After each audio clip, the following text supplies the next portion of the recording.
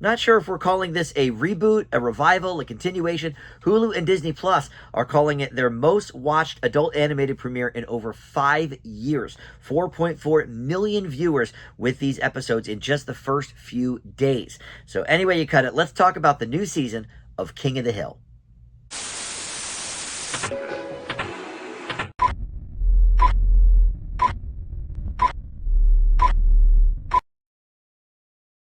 Hey guys, Dan here. This is Dan Reviews It. Welcome to my TV review for King of the Hill. This is officially regarded as season 14. So I think that's how we'll be referring to it on the channel here. But yeah, I mean, look, the King of the Hill reboot, I think, works too. But time has passed. We've aged up these characters a little bit. A lot of times when animated series come back after a hiatus, like Futurama, for example, everybody is, the same age, and, things are sort of just going through the motions. Here we have actually aged up the characters, not as much, I think, as time has passed in the real world, because season 13, which was the final season on Fox for King of the Hill, ended in 2010. So we're 15 years away from that. But I think about 8 to 10 years have passed here in the King of the Hill universe. We'll get into all this here shortly in just a few seconds. But first, let me welcome you back to the channel. If you are a subscriber already for Dan Reviews It, thank you so much for that. I really appreciate you returning and checking out my content. But if you're not, please consider subscribing.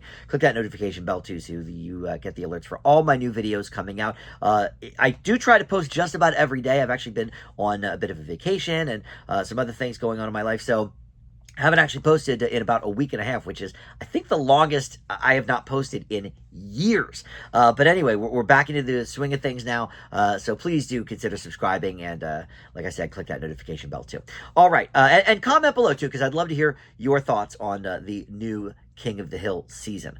So yeah, Mike Judge and Greg Daniels, the creators of the original show, have really been talking about this for a long time. In fact, when Fox declined to renew it for a 14th season back in the day, they were shopping it around to syndicated outlets, and at the time, cable channels were really picking up steam for their original content.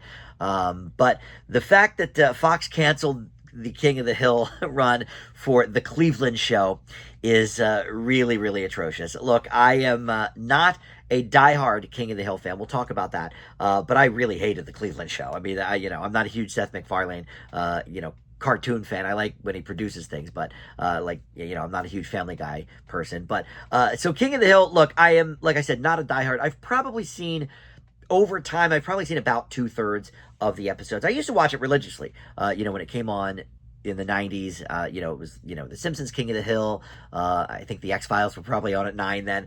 So that Fox lineup for me was golden. I watched it every week.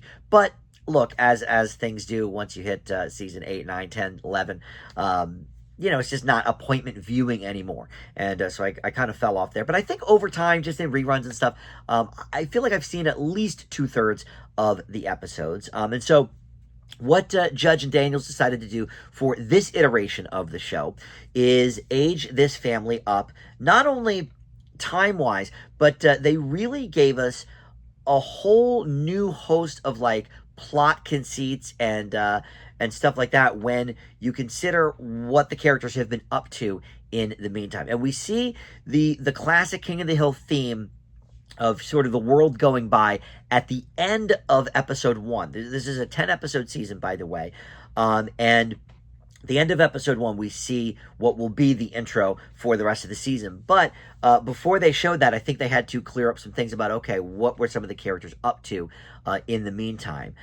So, for example, Peggy and Hank actually moved to Saudi Arabia for several years, so Hank could sell propane there and propane accessories.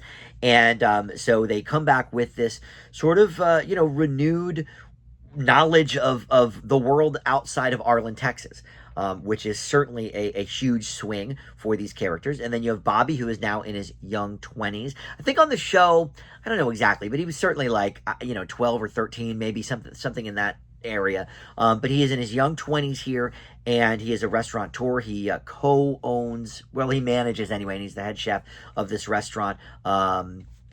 And he's really trying to get his foot in that world. And he might be a co-owner. And then you've got some of the other characters and what they've been up to. COVID is a part of this universe, and Bill ended up kind of being real scared with COVID, and spent all this time in his house, and ballooned up to over 400 pounds and whatever. And so all of that, Dale ran for mayor. So all of that is sort of off to the side, but we know it from them talking about it in episode 1, and now in the intros. I thought that was a brilliant way to come in on this. And I think it was smart just in general to age these characters up a bit. Whether COVID was a part of it or not, or whatever.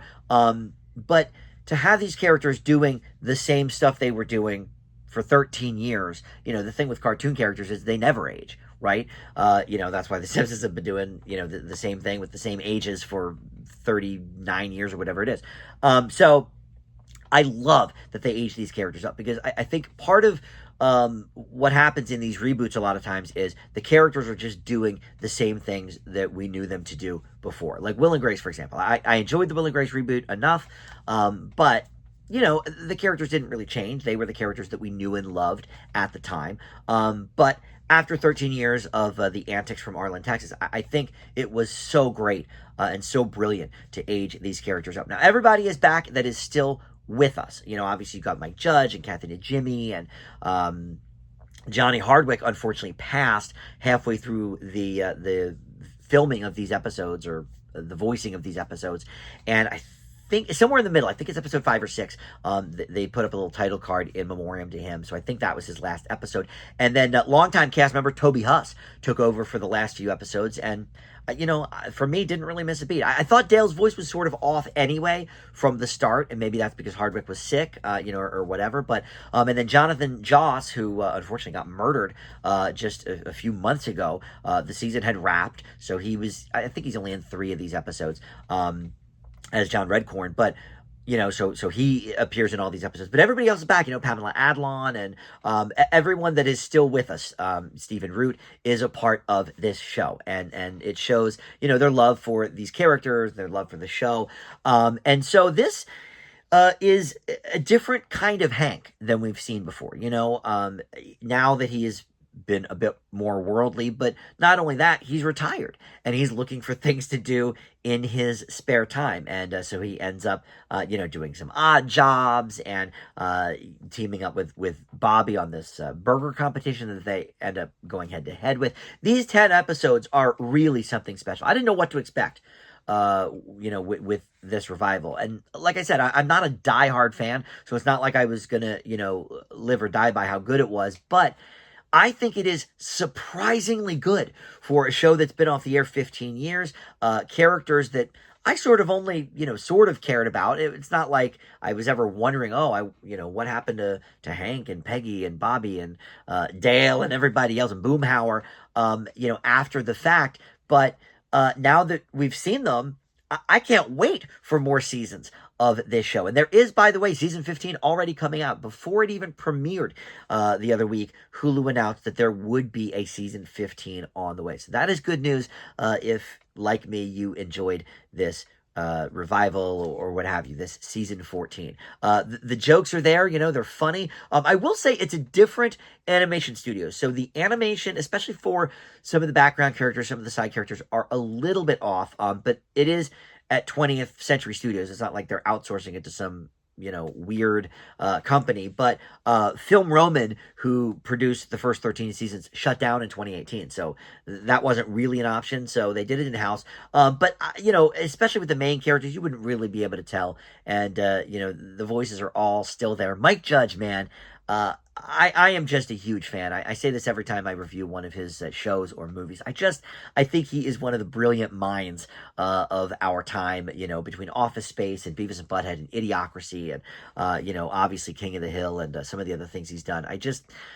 This falls right into line with that kind of sensibility. I think if you liked the original, you're going to like this. Does it hold up to, maybe some of the best seasons ever of the show? No, probably not.